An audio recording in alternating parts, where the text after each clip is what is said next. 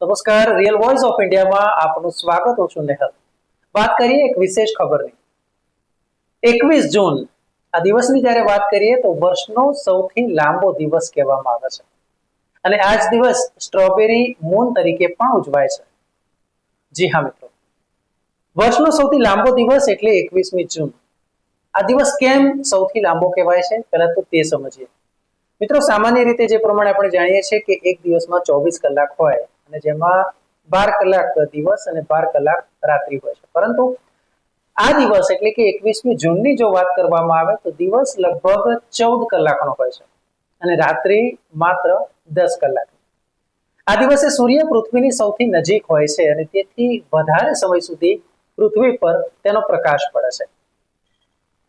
વિજ્ઞાન અનુસાર જો વાત કરવામાં આવે તો સૂર્ય ઉત્તર ગોળાર્ધથી કર્ક રેખા પરથી પસાર થાય છે અને તેને કારણે તેનો પ્રકાશ ધરતી પર વધુ સમય સુધી રહે છે.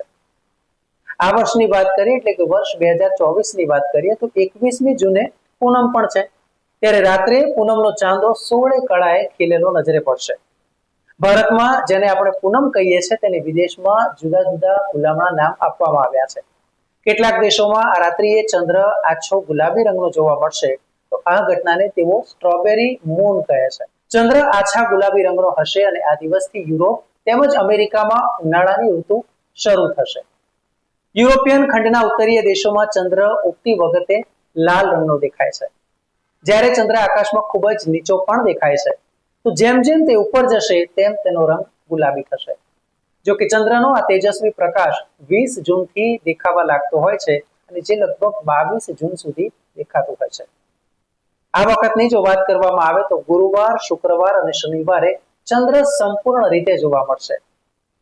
સ્ટ્રોબેરી મૂનના નામની જો વાત કરવામાં આવે તો કહેવાય છે કે આ નામ અમેરિકન ખગોળશાસ્ત્રીઓએ આપ્યું છે. તેનું નામ જંગલી સ્ટ્રોબેરી પરથી પાડવામાં આવ્યું છે, જે ખાસ કરીને આ મહિનામાં પાકતી હોય છે. કેટલાક યુરોપિયન દેશોમાં સ્ટ્રોબેરી મૂનને હનીમૂન તરીકે પણ ઓળખવામાં આવે છે અને તેની પાછળ એક મોટું કારણ છે, કારણ કે આ સમયે મધ એટલે કે હનીના ફોર્મ્સ તૈયાર થતા હોય છે. આ સમય ખેડૂતો માટે પણ મધ કાઢવાનો સમય છે અને તેથી તેને હનીમૂન તરીકે પણ ઓળખવામાં આવે છે. મિત્રો, આ વિડીયો આપને કેવો લાગ્યો અમને કોમેન્ટમાં જરૂરથી જણાવશો. ન્યૂઝ, વ્યૂઝ અને એનાલિસિસ માટે આપ જુઓ રિયલ વોઇસ ઓફ ઇન્ડિયા. નમસ્કાર.